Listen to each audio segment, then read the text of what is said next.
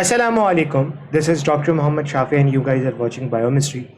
आज की वीडियो बहुत ही इंपॉर्टेंट होने वाली है क्योंकि इस वीडियो के अंदर बेसिकली हम डिस्कस करने वाले हैं प्रैक्टिस टेस्ट। अब ये कौन से प्रैक्टिस टेस्ट है?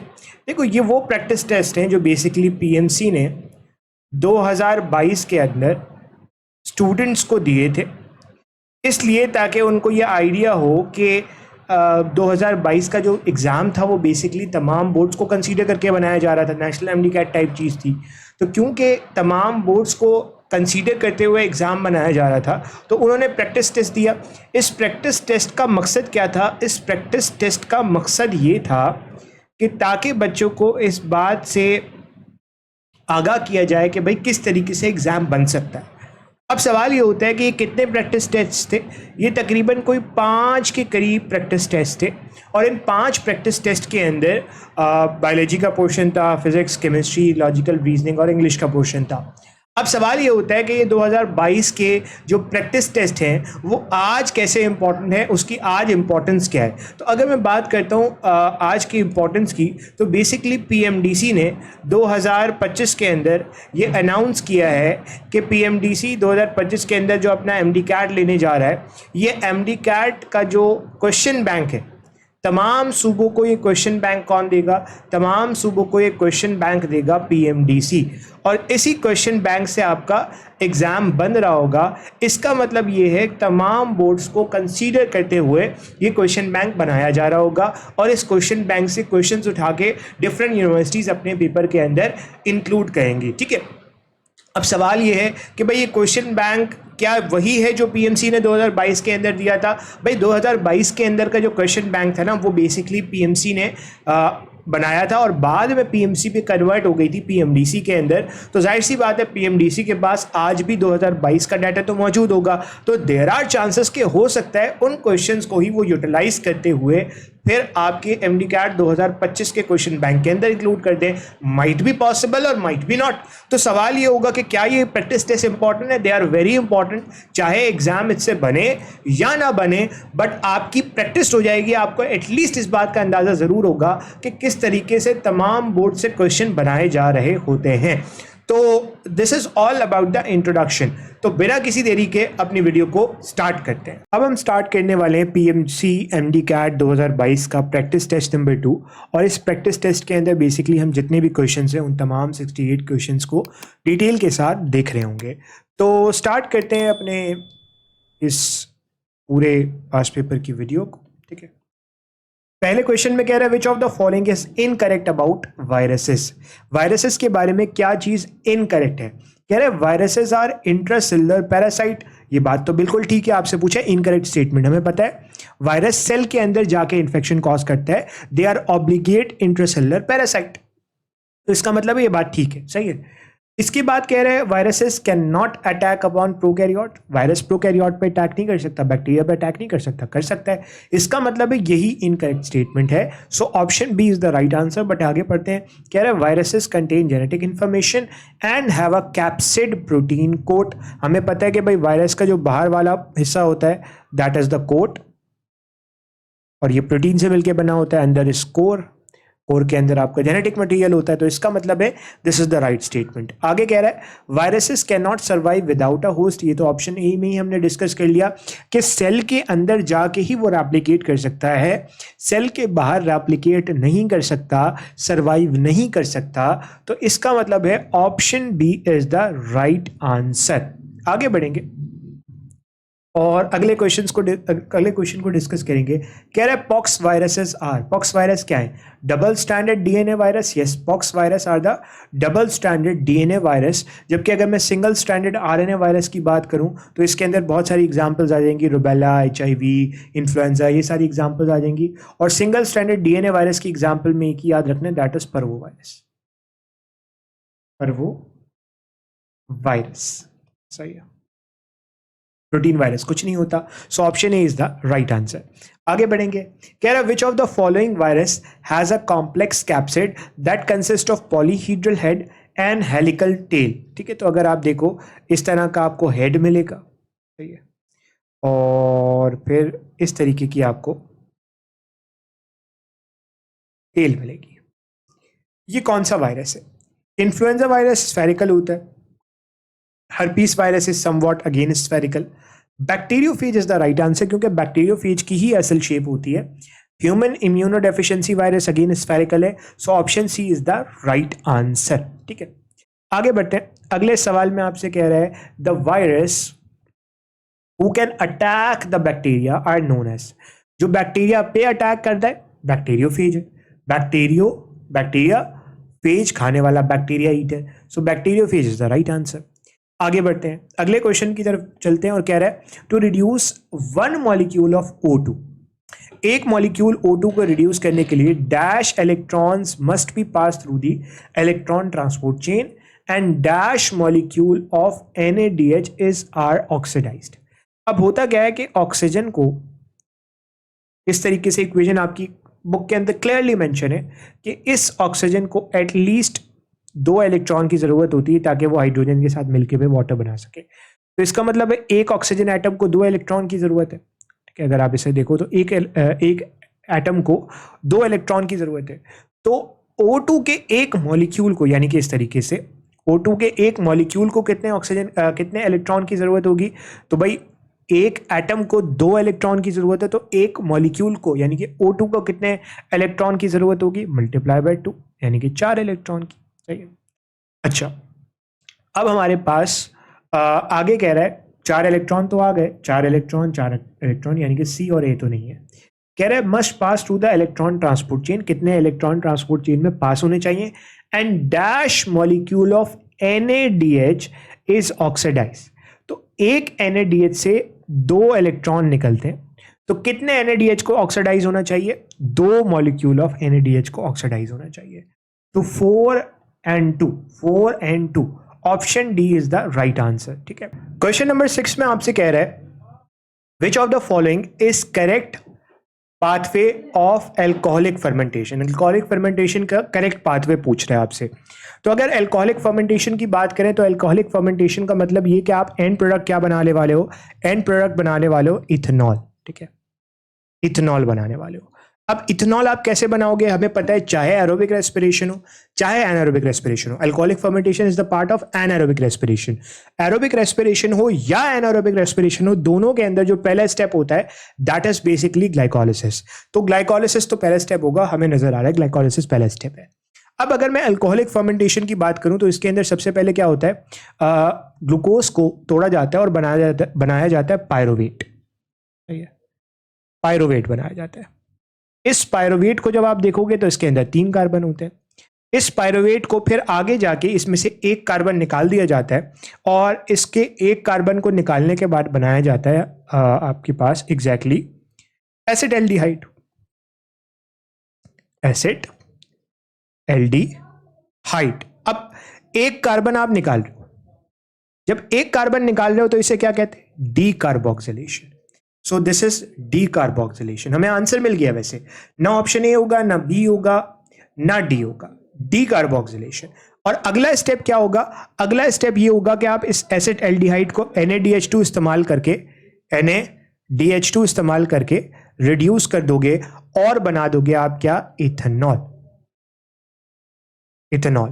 तो करेक्ट आंसर आपके पास ऑप्शन सी हो जाता है, ग्लाइकोलिसिस, डीकार्बोक्सिलेशन एंड रिडक्शन। ठीक है, अगले क्वेश्चन की तरफ बढ़ते हैं। क्वेश्चन में आपसे कह रहा है the initial step in breakdown of glucose are called. ठीक है, इनिशियल स्टेप ग्लूकोज का ब्रेकडाउन आप करने जा रहे हो, उसमें जो पहला स्टेप है दैट इज ग्लूकोज को तोड़ना, दैट इज ग्लाइकोलिसिस।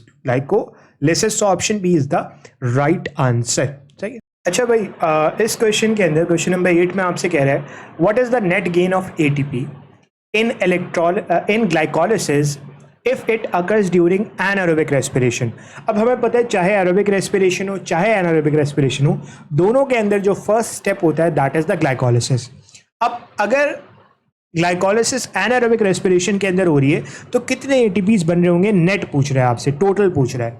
तो हमें पता है कि ग्लाइकोलिसिस में ना basically 4 ATPs directly substrate level phosphorylation से बनते हैं। अब इन 4 में से टोटल 4 बनते हैं, इन 4 में से 2 तो शुरू के स्टेप में कंज्यूम हो जाते हैं।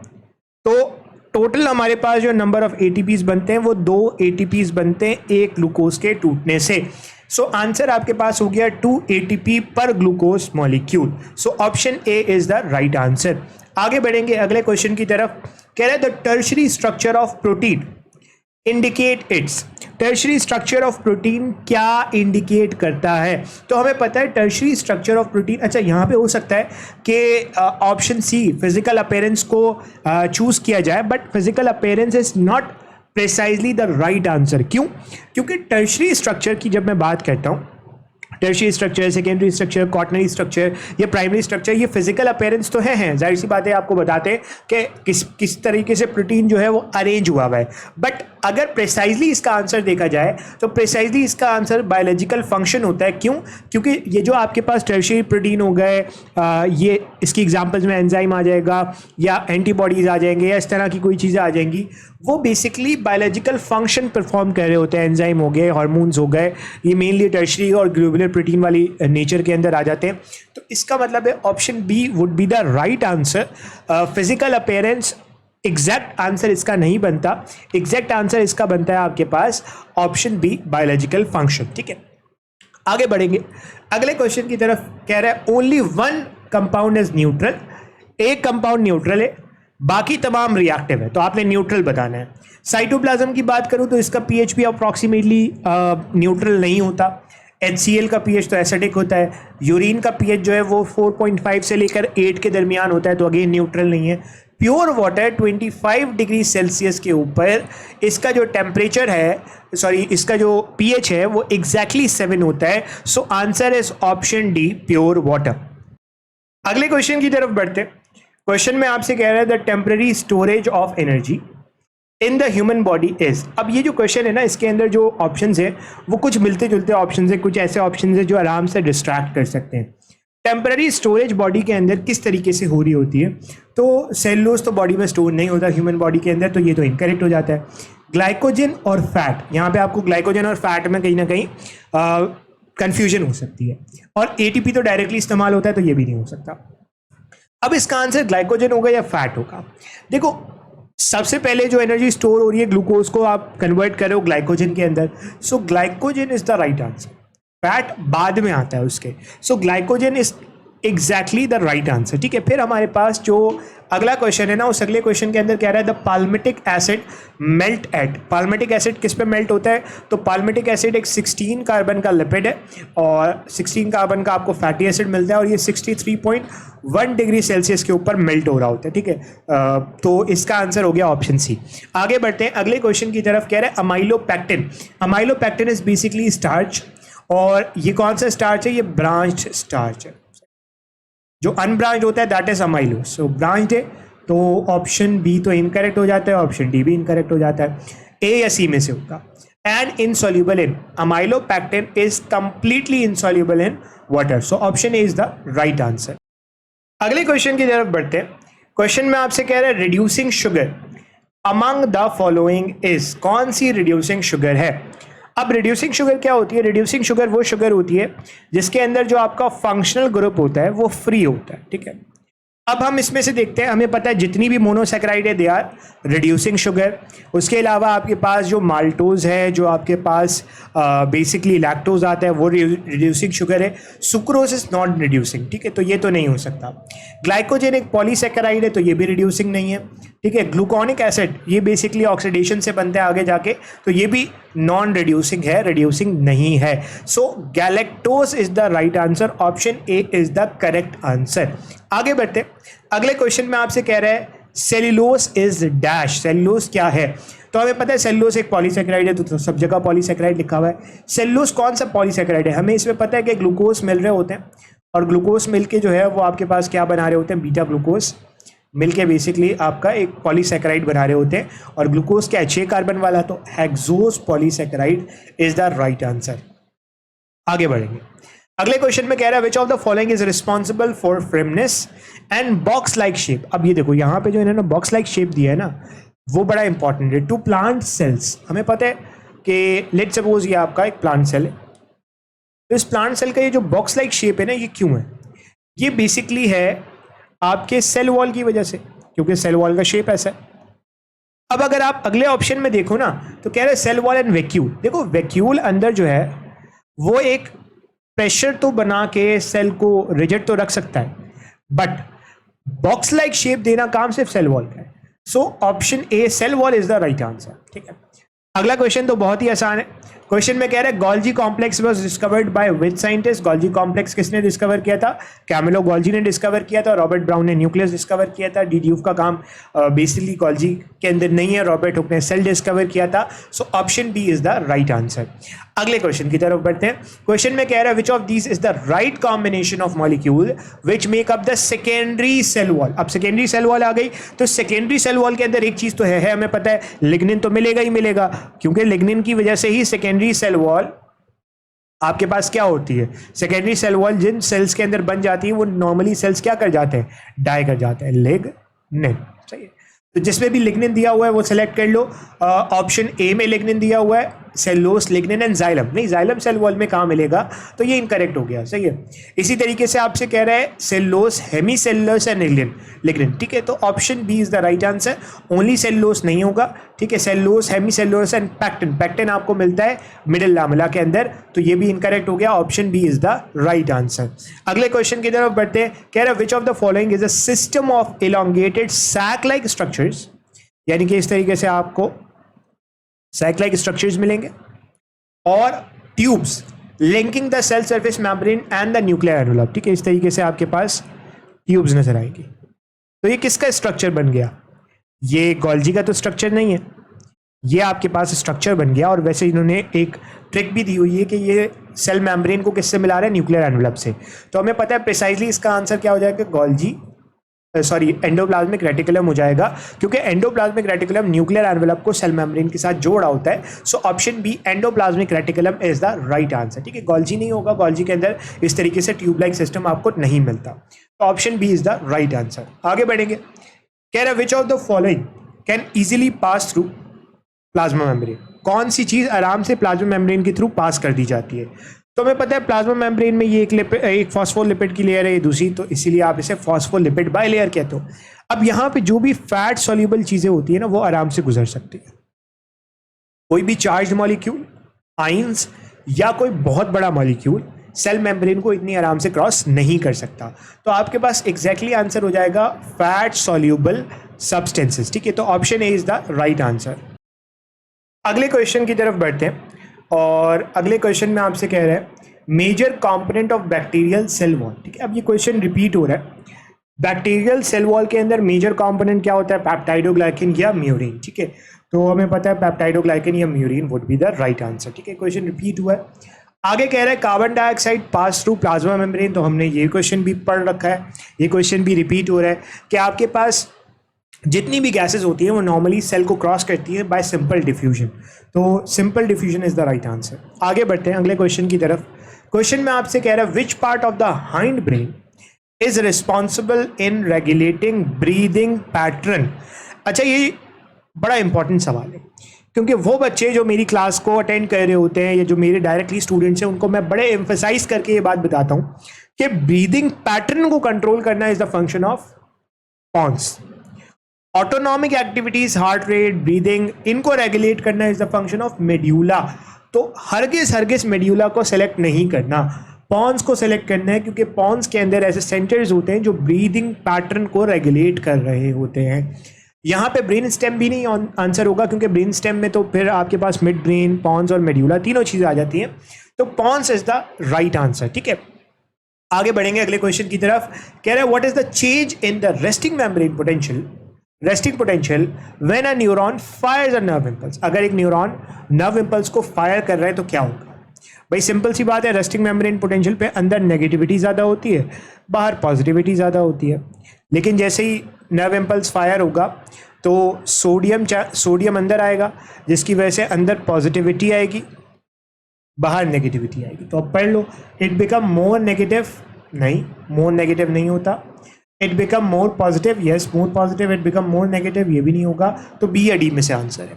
आगे बढ़ते हैं। कह रहे हैं it become more positive moving from cell body to axon. हमें पता है कि लेट सपोज ये आपके पास डेंड्राइट है, देन सेल बॉडी और देन फिर एक्सॉन। ठीक है, तो हमें पता है जो नर्व इंपल्स है वो इस तरीके से मूव करता है from the axon, from the cell body to the axon. तो from cell body to the axon is the right answer, option B would be the correct answer. अगले क्वेश्चन की तरफ बढ़ते हैं, कह रहा है when a neuron membrane potential are between -70 milliwatt and 90 milliwatt, -70 से 90 के दरमियान, normally resting membrane potential -70, but -70 से 90 के दरमियान है, तो इसका मतलब है ये यहाँ पे पोटेशियम लीकी चैनल जो है उन्होंने क्लोज होने में देर लगा दी है, एंड जहाँ पोटेशियम लीकी चैनल क्लोज होने में देर लगाते हैं वहाँ स्टेट बन जाती है हाइपर पोलराइजेशन। तो -90 और -70 के दरमियान आपको क्या मिलेगा, पोटेंशियल मिलेगा। So option B is the right answer. अगले क्वेश्चन की तरफ बढ़ेंगे। क्वेश्चन में कह रहा है Addison's disease occur because of the under secretion of which hormone. हमें पता है कॉर्टिसोल या आपके पास एड्रिनल कॉर्टेक्स की जो हार्मोन की ज्यादती होती है वो करवाती है कशिंग सिंड्रोम, और जो कमी होती है वो करवाती है आपके पास एडिसन्स डिजीज। अब एडिसन्स डिजीज के अंदर क्या कम हो रहा होता है, कॉर्टिकोस्टेरॉन या कॉर्टिसोल कह लो। Option C is the right answer. ये तो डायरेक्टली क्वेश्चन है आपके पास। एडीएच नहीं होगा, एल्डोस्टेरॉन नहीं होगा, मेलानोफोर स्टिमुलेटिंग हार्मोन भी नहीं होगा। Option C is the right answer. अगले क्वेश्चन की तरफ बढ़ेंगे। क्वेश्चन में कह रहे हैं फंक्शन ऑफ इंसुलिन। इंसुलिन का फंक्शन कह रहा है प्रोमोट हाइड्रोलिसिस ऑफ ग्लाइकोजन। हमें पता है इंसुलिन कब सीक्रेट होता है, जब लेट सपोज ये आपके पास ब्लड वेसल है और इसके अंदर जो ग्लूकोज है वो खाना खाने के बाद बढ़ चुका है, ब्लड ग्लूकोज लेवल बढ़ चुका है। अब जब ब्लड ग्लूकोज लेवल बढ़ चुका है तो हम चाहते हैं ग्लूकोज को ले जाके सेल्स के अंदर डालें और ग्लाइकोजन बनाएं। तो ग्लाइकोजन को तोड़ना तो फंक्शन नहीं होगा, क्योंकि ऑलरेडी ग्लूकोज ज़्यादा है, ग्लाइकोजन को तोड़ोगे तो ग्लूकोज ज़्यादा बनेगा। तो इसका मतलब ये तो नहीं हो सकता। Increasing the rate of fat breakdown, fat breakdown का रेट बढ़ाना नहीं, फैट ब्रेकडाउन ज़्यादा करोगे तो एनर्जी ज़्यादा मिल रही है, ऑलरेडी ग्लूकोज ज़्यादा है तो एनर्जी की क्या ज़रूरत है, ये भी इनकरेक्ट हो गया।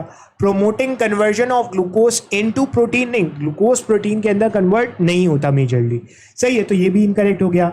Reduce the blood glucose level, this is the right answer, क्योंकि हमें पता है जब ग्लूकोज लेवल ज़्यादा होगा तो इस ग्लूकोज को मैं सेल में डालूंगा, अल्टीमेटली ब्लड ग्लूकोज लेवल क्या हो जाएगा, कम हो जाएगा। So option D is the right answer. अगले क्वेश्चन की तरफ बढ़ते हैं। कह रहा है which of the in terms of their effect on metabolism all of them are mismatch except. ठीक है, अब ये थोड़ा सा ट्रिकी क्वेश्चन है। अब आपसे कह रहा है कि भाई आपने जो मिसमैच नहीं है ना उसको सेलेक्ट करना है इन terms of effect on metabolism. Metabolism पे क्या इफेक्ट है उसकी बेसिस पे आपने क्या करना है, जो मिसमैच नहीं है यानी कि जो तीनों चीज़ें मैच कर रही हैं उसको सेलेक्ट करना है। सिक्रीटिन, गैस्ट्रिन, इन दोनों का काम किसमें, इन दोनों का काम डाइजेशन के अंदर है। सिक्रीटिन मेजरली बाइकार्बाइन की सिक्रीशन करवाता है, इसी तरीके से और भी सारे काम कर रहा होता है। गैस्ट्रिन गैस्ट्रिक एसिड की सिक्रीशन करवाता है। इंसुलिन का काम जो है वो एक अलग है, इंसुलिन का काम ग्लूकोज मेटाबॉलिज्म के अंदर है। तो ये तो मिसमैच है, तो ये आंसर नहीं हो सकता। Secretin, gastrin and glucagon, again ये भी मिसमैच होगा क्योंकि ग्लूकागॉन का काम हार्मोनल लेवल पे ग्लूकोज के साथ है, यहाँ पे नहीं है। ठीक है, estrogen, progesterone and oxytocin, this would be the right answer. क्यों? क्योंकि हमें पता है एस्ट्रोजन हो गया, इसका काम क्या है, आपकी एंडोमेट्रियल लाइनिंग को थिक करवाना, secondary sexual characters secondary sexual characters develop करना। प्रोजेस्ट्रॉन का काम है प्रेगनेंसी को मेंटेन करके रखना, एंड ऑक्सीटोसिन का काम है चाइल्ड बर्थ के अंदर। तो अगर आप नोट करो तो किसी ना किसी फीमेल रिप्रोडक्टिव सिस्टम के अंदर ये किसी ना किसी जगह पे आ रहे हैं, तो इसका मतलब ये तो मैच है मेटाबॉलिज्म के हिसाब से अगर मैं बात करूँ। फिर ऑप्शन डी में कह रहा है FSH, सोमेटोट्रॉफिक हार्मोन एंड एड्रीनोकॉर्टिकोट्रॉफिक हार्मोन। अब हमें पता है फॉलिकुलर स्टिमुलेटिंग हार्मोन फॉलिकल को ग्रो करवाएगा, सही है, तो इसका काम फीमेल रिप्रोडक्टिव सिस्टम के अंदर है। सोमेटोट्रॉफिक हार्मोन का काम फीमेल रिप्रोडक्टिव सिस्टम के अंदर कहाँ है, नहीं है।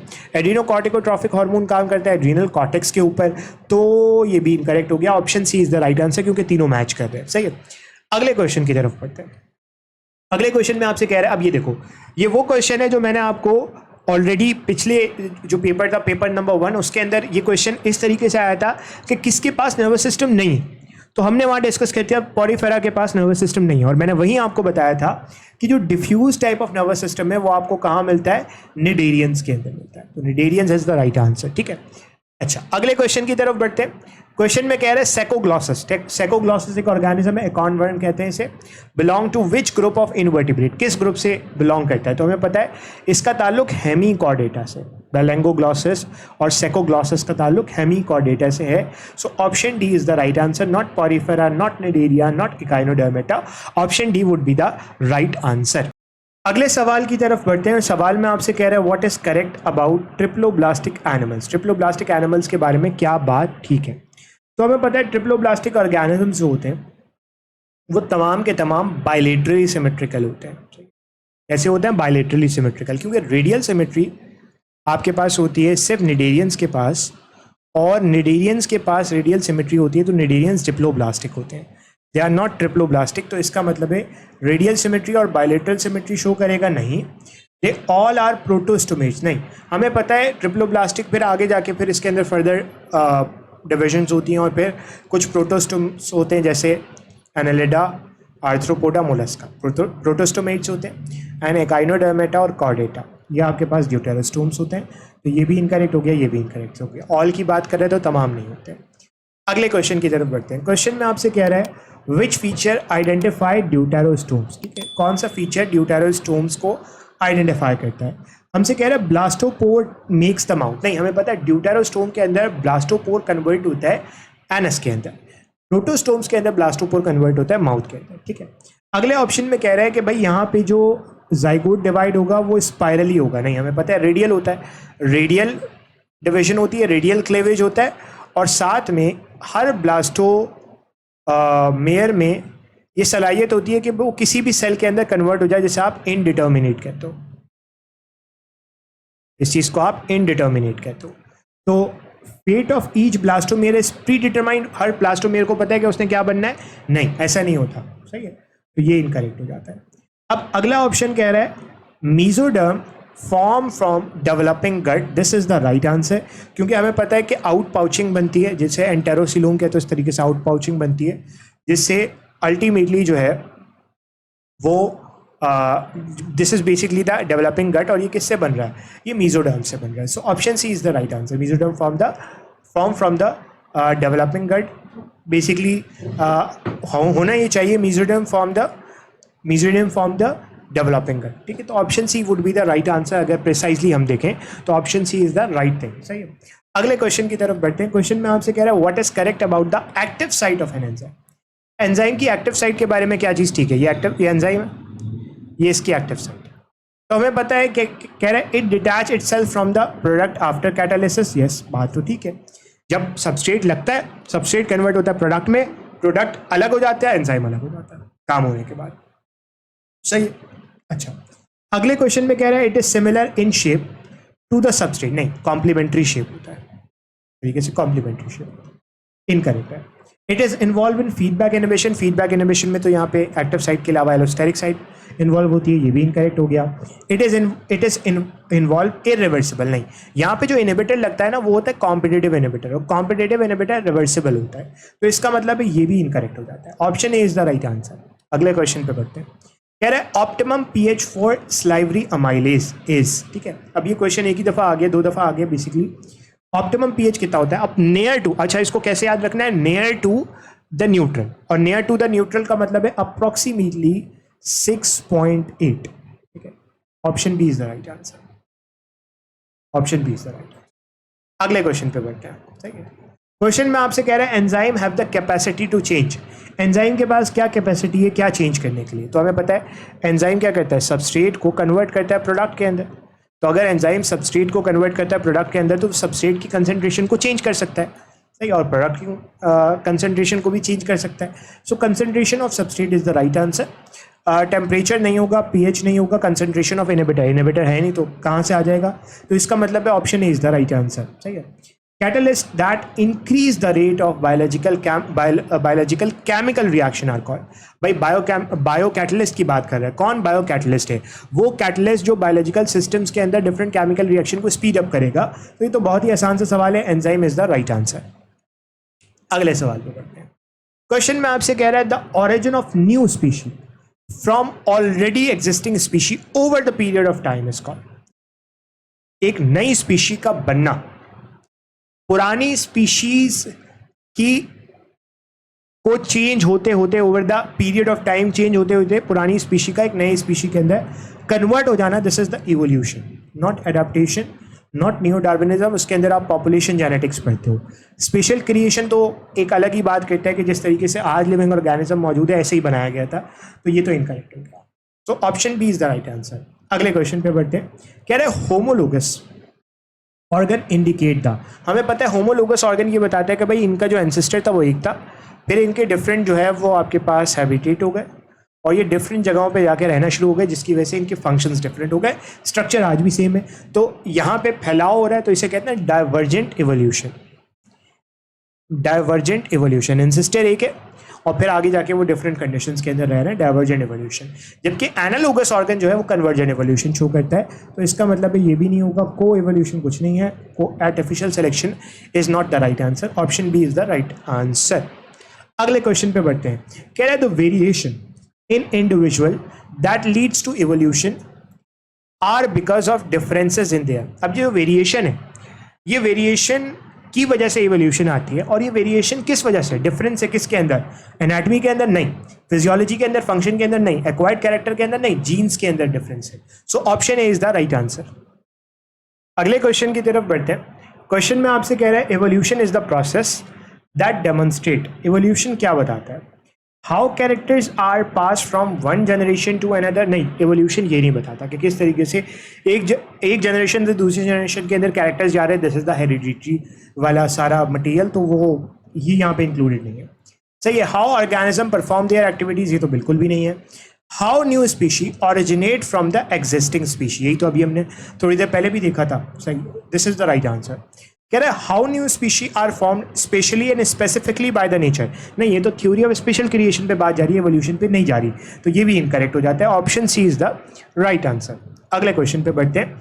कह रहा है which of the following enzyme is absent in pancreatic juice. Pancreatic juice के अंदर नहीं है। पैनक्रियाटिक अमाइलेज होता है, सही है। पैनक्रियाटिक लाइपेज होता है। ट्रिप्सिनोजन अगेन पैनक्रियाटिक जूस के अंदर है। एरिप्सिन इज द राइट आंसर। वैसे एरिप्सिन एक ऑब्सोलीट टर्म है, बेसिकली इसके अंदर बहुत सारे, पहले ये समझा जाता है एरिप्सिन इज अ एंजाइम, एक एंजाइम है, बट इसके अंदर फिर बहुत सारे एंजाइम्स आए और हमें पता चला कि ये जो स्मॉल इंटेस्टीन के ब्रश बॉर्डर पे इस तरीके से लगे होते हैं, they are brush border related enzymes. ठीक है, इसके अंदर बहुत सारे डाइपेप्टाइडेज वगैरह आ जाते हैं, तो option B is the right answer. अगले क्वेश्चन पे बढ़ेंगे। अगला क्वेश्चन भी काफ़ी आसान है। कह रहा है condition which is characterized by overeating fattening food is called. Overeating हो रही है, ठीक है, ओवर ईटिंग हो रही है। ओवर ईटिंग के अंदर क्या हो रहा है, फैटनिंग फूड की ओवर ईटिंग हो रही है, बहुत ज़्यादा फैटनिंग फूड, जैसे फ्राइड आइटम्स हो गए, क्रीम केक्स हो गए, ये सब खाए जा रहे हैं। तो इसका जो एग्जैक्ट आंसर होगा वो होगा ब्लूमिया नर्वोजा। ब्लूमिया नर्वोजा इज द राइट आंसर, क्योंकि एक साइकोलॉजिकल कंडीशन है और ये नॉर्मली आपको ओल्डर फीमेल्स के अंदर, ओल्डर गर्ल्स के अंदर देखने को मिलती है। So option C is the right answer, bulimia nervosa. आगे बढ़ते हैं। आगे क्वेश्चन में कह रहा है इनकम्प्लीट और इम्परफेक्ट डाइजेशन, उर्दू में कहते हैं बदहजमी होना, हाजमा नहीं काम कर रहा, इनपरफेक्ट डाइजेशन हो रही है, दिस इज बेसिकली आपका dyspepsia. So dyspepsia is the right answer. आगे बढ़ेंगे अगले क्वेश्चन की तरफ। कह रहा है osmotic pressure of blood is maintained by. अब ऑस्मोटिक प्रेशर का मतलब क्या है कि ब्लड के अंदर आपके पास क्या है, प्लाज्मा के अंदर आपके पास पानी मौजूद है। ये पानी बाहर निकल के क्यों नहीं जा रहा कैपिलरीज से ज़्यादा, क्योंकि हमें पता है कि यहाँ पे प्लाज्मा प्रोटीन मौजूद है, स्पेसिफिकली एल्ब्यूमिन। एल्ब्यूमिन वो प्लाज्मा प्रोटीन है जो ब्लड में ऑस्मोटिक बैलेंस को बैलेंस करके रखता है। तो option C is the right answer. Membrane protein नहीं, फाइब्रस प्रोटीन नहीं, मायोसिन नहीं। सही है। कंसंट्रेशन ऑफ बाइल, ये नहीं पूछ रहा बाइल बनता कहाँ है, बाइल बनता लिवर में, कंसंट्रेट कहाँ पे होता है, गॉल ब्लैडर में। So option B is the right answer. आगे बढ़ेंगे। कह रहा है which of the following is a contagious disease. कौन सा कंटेजियस डिजीज है, लगने वाला, एक से दूसरे को लगेगा। लंग कैंसर नहीं, लंग कैंसर तो एक ऐसी कंडीशन है जिसमें एबनॉर्मल सेल की डेवलपमेंट होती है, ये फैलता नहीं है, सही है, यानी कि एक से दूसरे में नहीं फैलता। एस्थमा, ये भी एलर्जिक रिस्पॉन्स की वजह से हो रहा है, तो ये भी नहीं फैलता। Pulmonary tuberculosis is the right answer, TB फैलता है नॉर्मली ड्रॉपलेट से। एम्फाइसीमा भी नहीं होगा, क्योंकि नॉर्मली इसमें जो आपकी एल्वोलाई की वॉल्स होती हैं वो डैमेज हो जाती हैं, तो ये इस रीजन से नहीं होता। तो option C is the right answer. अगले क्वेश्चन की तरफ बढ़ते हैं। कह रहा है which cell protects stomach wall by producing mucus. सवाल ही बहुत आसान हो गया।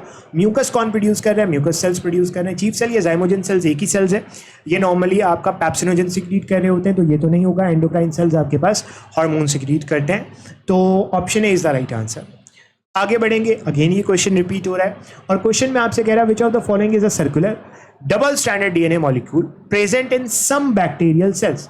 अब ये बैक्टीरिया है, इसके अंदर कुछ बैक्टीरिया के अंदर आपको इस तरीके से सर्कुलर डबल स्ट्रैंडेड डीएनए मिलता है, कुछ के अंदर they are called the plasmid. Nucleoid क्या होता है? वो रीजन जहां पे जेनेटिक मटेरियल प्रेजेंट होता है, सही है, तो plasmid is the right answer.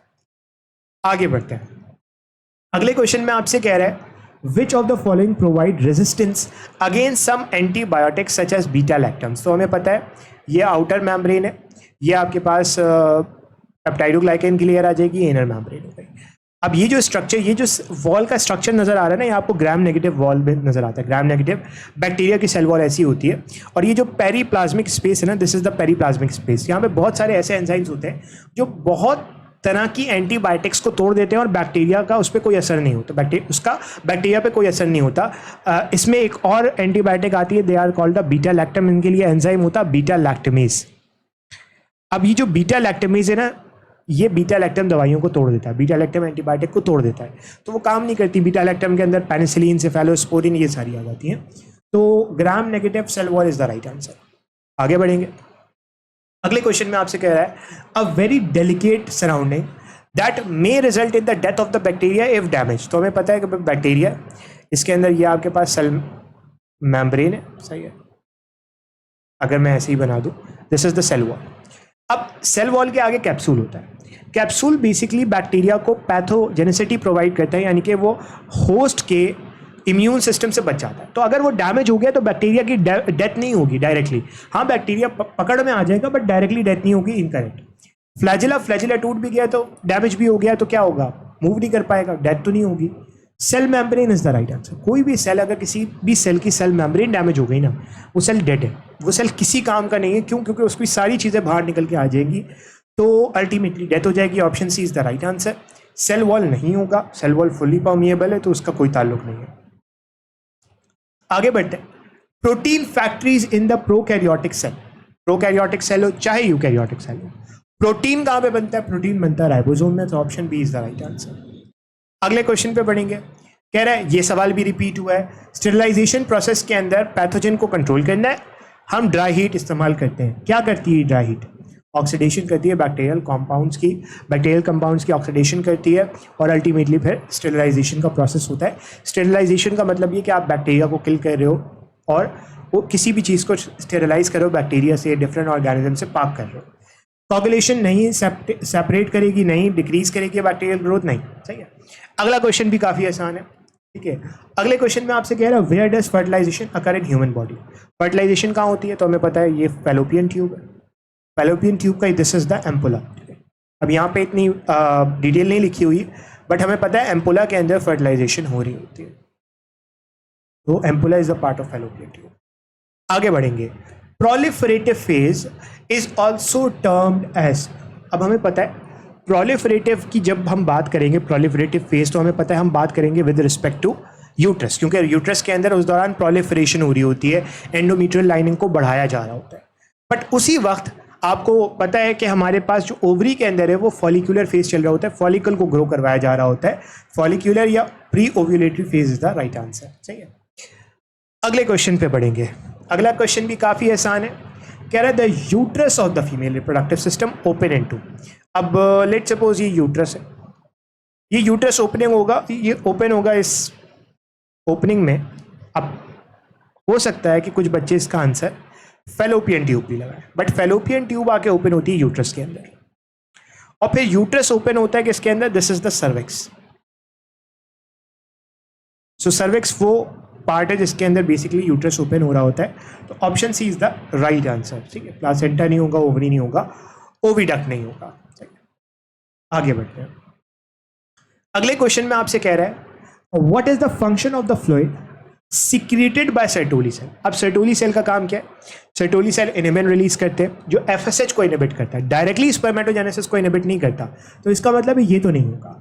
अच्छा, उसके अलावा स्पर्मेटोजेनेसिस के प्रोसेस को तो स्टिमुलेट करता है, तो इसका मतलब है समवॉट ए तो ठीक है, बट ये क्वेश्चन ना BCQ है, क्योंकि समवॉट ए ठीक है, बट किस तरीके से स्पर्मेटोजेनेसिस के प्रोसेस को स्टिमुलेट करता है, नरिशमेंट प्रोवाइड करता है स्पर्म्स को, this is the right answer.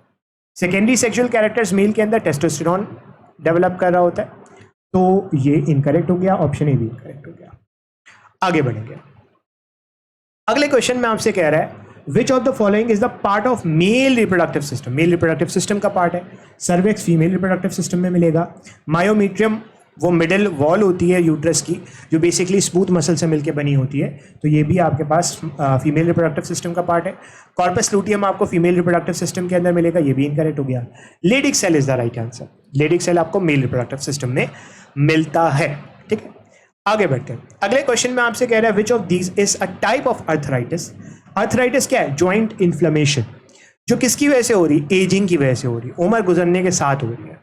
तो हमें पता है अर्थराइटिस एक ऐसा अर्थराइटिस भी है जो एजिंग की वजह से होता है, and that is osteoarthritis. Osteoarthritis is the right answer, क्योंकि इसको कहते हैं वेयर एंड टेयर अर्थराइटिस। जैसे जैसे उम्र बढ़ती है तो हड्डियों के अंदर वेयर एंड टेयर का प्रोसेस हो रहा होता है, एंड अल्टीमेटली फिर इस वजह से जोड़ों का दर्द होता है, जिसे आप ऑस्टियोआर्थराइटिस कहते हो। सेप्टिक अर्थराइटिस होता है बैक्टीरिया, फंगस या किसी भी ऐसे ऑर्गेनिज्म की वजह से। रेमाटॉइडल अर्थराइटिस वो अर्थराइटिस है जिसमें बॉडी आपके इम्यून सिस्टम अपने ही जॉइंट के ऊपर हमला कर देता है। ठीक, तो रिमोटॉइड तो नहीं होगा। Option B, option C is the right answer. आगे बढ़ेंगे। कह रहे septic arthritis is caused by. Septic arthritis क्यों हो रहा है? एजिंग से तो ऑस्टियोआर्थराइटिस होता है, इनकरेक्ट। मेटाबॉलिक अर्थराइटिस कौन सा है? अभी हमने पढ़ा कि जो आपका रिमोटॉइड अर्थराइटिस है जिसके अंदर बॉडी अपने ही जॉइंट्स को हमला करेगी, तो ये भी इनकरेक्ट हो गया। फिजिकल कॉन्टैक्ट से नहीं, bacteria is the right answer, so option B is the right answer. आगे बढ़ते हैं। कह रहा है what is the meaning of articulation? अब वो बच्चे जो मेरी क्लास को अटेंड करते हैं ना, आप ये देखो कितना फायदा होता है, जो मेरी क्लास को अटेंड कर रहे होते हैं या जो मेरे लेक्चर्स को ले रहे होते हैं, बार बार मैं लफ्ज कहता हूँ कि भाई this bone is articulated with this bone, तो वहां पे आर्टिकुलेशन का लफ्ज बहुत बोला जाता है। और आर्टिकुलेशन का मतलब होता है दो बोन्स के दरमियान का कनेक्शन, जॉइंट के दरमियान का कनेक्शन नहीं, बोन्स के दरमियान का कनेक्शन। तो connection between bones is the right answer. Connection between joint is not the right answer. Bones मिलती है तो जॉइंट बनता है ना, तो connection between the bone is the right answer. ठीक है, कार्टिलेज का कनेक्शन नहीं, आपके पास मसल का कनेक्शन नहीं, सही। So option C is the right answer. आगे बढ़ेंगे। अगले क्वेश्चन में आपसे कह रहा है synovial cavities are filled with. अब साइनोवियल कैविटी क्या होती है? ये एक बोन है, ये दूसरी बोन है, ये साइनोवियल मेम्ब्रेन है, और यहां पे अंदर एक फ्लूइड हो रहा है। This fluid is called the synovial fluid. तो साइनोवियल फ्लूइड भरा होता है साइनोवियल कैविटी में। Option C is the right answer. अगले क्वेश्चन की तरफ बढ़ते हैं, और क्वेश्चन में आपसे कह रहा है Mendel idea that pair of characters separate during gamete formation is called. अब पेयर ऑफ कैरेक्टर्स सेपरेट हो रहे हैं। ठीक है, फॉर एग्जांपल ये आपके पास एक अलील था कैपिटल ए, ये एक अलील था स्मॉल ए। ठीक है, अब ये दो सेपरेट हो रहे हैं। कैरेक्टर्स की बात कर रहे हैं बेसिकली, तो पेयर ऑफ कैरेक्टर्स की बात कर रहा है, पेयर ऑफ अलील की बात नहीं कर रहा, पेयर ऑफ कैरेक्टर्स की बात कर रहा है। तो जहां पेयर ऑफ कैरेक्टर की बात होगी वहां पे एक जीन की बात होगी, और जहां एक जीन की बात होगी वहां से जो आपके पास लॉ आता है that is law of segregation. Law of segregation is the right answer. Law of independent assortment आपको पेयर ऑफ अलील के अंदर देखने को मिलेगा, that is totally different. Law of dominance आपको ये कहता है कि capital A is dominant over small A, यानी कि एक अलील दूसरे के ऊपर डोमिनेंट होगा और दूसरा रेसेसिव होगा, तो ये तो नहीं हो सकता। लॉ ऑफ पार्टिकुलेट इनहेरिटेंस ये भी कुछ नहीं है, तो option A is also incorrect. आगे बढ़ेंगे। अगले क्वेश्चन में आपसे कह रहा है which of the following number of chromosome are present in the somatic cell of Drosophila. Drosophila में कितने क्रोमोसोम होते हैं? 8। तो सोमैटिक सेल में भी कितने होंगे? सोमैटिक सेल डिप्लॉयड होता है तो 8 ही होंगे। 8 इज द राइट आंसर। आपके पास जर्म सेल्स में कितने होंगे? 4 होंगे, क्योंकि वो हैप्लॉइड होता है। So option B is the right answer. आगे बढ़ेंगे। Test cross is performed. Test cross आप कहाँ करते हो? टेस्ट क्रॉस आप करते हो, लेट सपोज एक ऑर्गेनिज्म है कैपिटल ए। चलो इससे आसान एग्जांपल लेता हूं मैं। एक ऑर्गेनिज्म है टॉल, या तो वो कैपिटल टी होगा या कैपिटल टी स्मॉल टी होगा। अब मुझे कैसे पता चलेगा कि कैपिटल टी है या कैपिटल टी स्मॉल टी है? तो मैं इसको क्रॉस करवाऊंगा, कैपिटल टी को क्रॉस करवाऊंगा स्मॉल टी के साथ, और कैपिटल टी स्मॉल टी को क्रॉस करवाऊंगा स्मॉल टी के साथ, तो मुझे पता चल जाएगा। ये मैं क्या कर रहा हूँ? ये मैं टेस्ट क्रॉस कर रहा हूँ। सो टेस्ट क्रॉस के अंदर मुझे ये पता लगाना है कि ऑर्गेनिज्म हेटेरोजाइगस है या होमोजाइगस डोमिनेंट है। So option D is the right answer. Only between recessive नहीं, ये इनकरेक्ट है, हाइब्रिड में भी नहीं होता, जरूरी नहीं है ओनली विद हाइब्रिड हो, सही है। तो option D is the right answer. आगे बढ़ेंगे, अगले क्वेश्चन में आपसे कह रहा है one map unit is suppose to equal to. अब हमें पता है जब हम रिकम्बिनेशन फ्रीक्वेंसी निकालते हैं, आरएफ निकालते हैं, तो रिकम्बिनेशन फ्रीक्वेंसी जो है वो निकाली जाती है मैप यूनिट्स के अंदर, और वन मैप यूनिट आपको ये बताता है कि 1% रिकम्बिनेशन फ्रीक्वेंसी है। तो अगर कोई आपसे कह ले 20 मैप यूनिट का डिस्टेंस है दो जीन्स के दरमियान, तो आप कहोगे 20% रिकम्बिनेशन फ्रीक्वेंसी है, सही है। तो इसका मतलब है 1% recombination frequency is the right answer. अगले क्वेश्चन पे बढ़ेंगे। क्वेश्चन में कह रहा है albinism is autosomal recessive trait. A woman with albino father Mary's a albino man. अब आपसे क्या कह रहा है, एल्बिनिज्म एक ऑटोसोमल रिसेसिव ट्रेट है, यानी कि इस फॉर्म में शो होगा। एक वुमेन है जिसके फादर एल्बिनो थे, तो जाहिर सी बात है एक स्मॉल ए तो इसके पास आया होगा। अब ये खुद एल्बिनो नहीं है, तो इसका मतलब है इसके पास एक कैपिटल ए होगा। कैपिटल ए स्मॉल ए इसका जीनोटाइप होगा। उसकी शादी हुई एक एल्बिनो मेल के साथ, स्मॉल ए के साथ। Probability of albinism in our child, ठीक है, तो आप क्रॉस कर लो, चलो क्रॉस करो। यहां पे रखो कैपिटल ए स्मॉल ए, यहां पे रखो small A capital A small A normal होगा, small A capital A small A normal, small A albino. तो 50% आपके पास एल्बिनो होंगे। ये देखो ये एल्बिनो आ गए, 50% इज द राइट आंसर, ठीक है। आगे बढ़ते हैं, this is the last question. Question में आपसे कह रहा है फिनोटाइप रिप्रेजेंट। फिनोटाइप क्या बताता है? जेनेटिकल मेकअप बताता है कौन? जीनोटाइप। और फिनोटाइप बताता है आपका फिजिकल अपीयरेंस, यानी कि एक ऑर्गेनिज्म अगर कैपिटल टी है, दिस इज द जीनोटाइप। लेकिन ये क्या है, ये टॉल नजर आ रहा है, तो this is the phenotype. So physical appearance of the trait is the right answer. Option A is the right answer.